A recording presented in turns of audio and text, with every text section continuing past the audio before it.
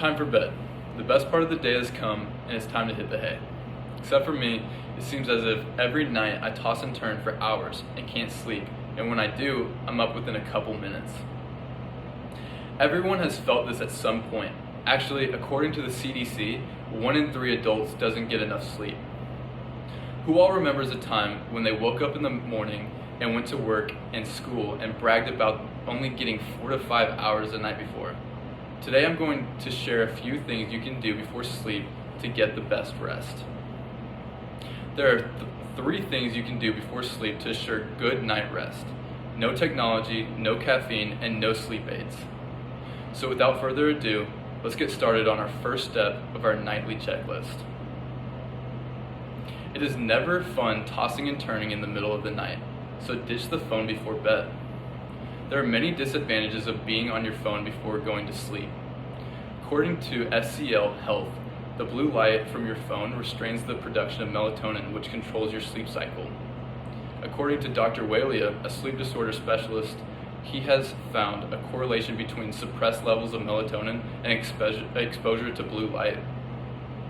Ever since high school, I've personally experienced the effects of looking at my phone before sleep. I've constantly been woken up because of it.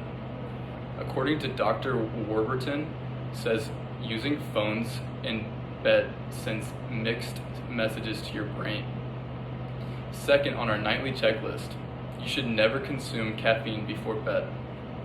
Consuming caffeine before bed is a major no-no, unless you don't want to go to sleep until 4 a.m. According to researchers at Michigan's Henry Ford Hospital Sleep Disorders and Research Center and Wayne State College of Medicine, caffeine consumed 3 to 6 hours before bedtime significantly increased the amount of time spent awake during the night. In college, I remember needing to stay up a couple more hours to study for a final.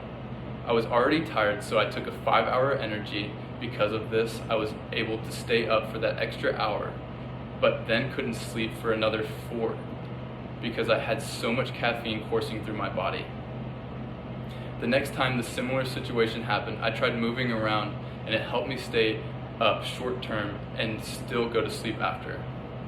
According to Robert Thayer, a professor at California State University, a 10-minute walk increased energy for 2 hours.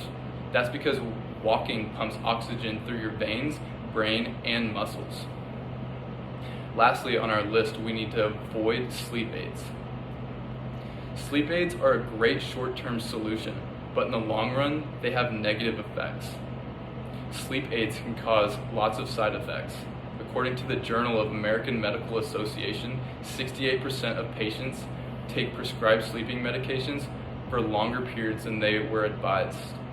According to Dr. Rosenberg, specialized in sleep medicine and neurology, most people do not understand that they have formed an addiction to the medication until they stop trying to take it. Some examples of warning signs include not being able to stop anxiety, frequent refills, and memory loss. According to Kerry Mergenhagen, a clinical pharmacist, he says to keep in mind that there are new reports of side effects coming out on a yearly basis. Time to hit the hay. Today we looked at a simple 3-step nightly routine to prep you for your best night of sleep. First, eliminate the cell phone.